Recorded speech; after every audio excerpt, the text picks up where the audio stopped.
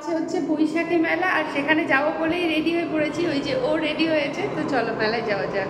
চলে এসেছি মেলাতে। মেলায় ঢুকেই প্রথম ঈশানের যেই কাজ, কিছু একটা তোকে চড়াতেই হবে। দাঁড়ান কি চলবে দেখে নি।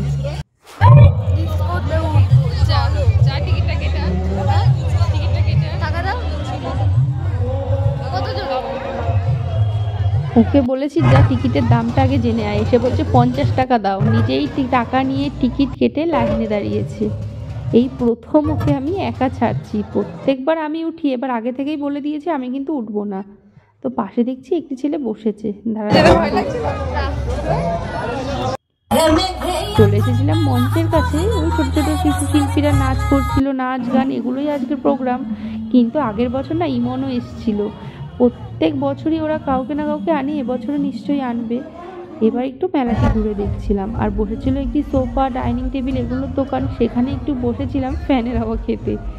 যাই হোক, এবার মেলায় এসেছি কানের দুল দেখবো না তা তো হতে পারে না, এসেছি কানের দুল দেখতে। আজকে আর নিইনি কিছু, এখন আমি একটু খাওয়া দাওয়া করবো। ওই চিজি চিকেন পপ আপ, এটা না প্রথমবার এই মেলাতে আমি দেখছি বসেছে, আর আমিও এটা প্রথমবারই খাবো। সেটাই দেখছিলাম কিভাবে বানায়। বেশ ভালো খেতে হয়েছিল। চিজ দিয়ে অনেকে দেখছি চিজ ছাড়াও খাচ্ছে, কিন্তু আমি একটু চিজ দিয়েই নিয়েছিলাম।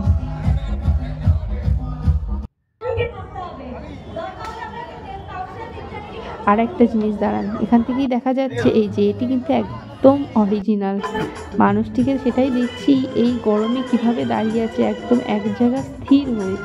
আর তারপরেই যেখানে আমার চোখ আটকে যায় সেটা হচ্ছে ফুল। ফুল আমি খুবই ভালোবাসি, অরিজিনাল হোক বা অন্য কিছু, ফুল দেখলে আমি সেখানে একটু দাঁড়িয়ে যাবই।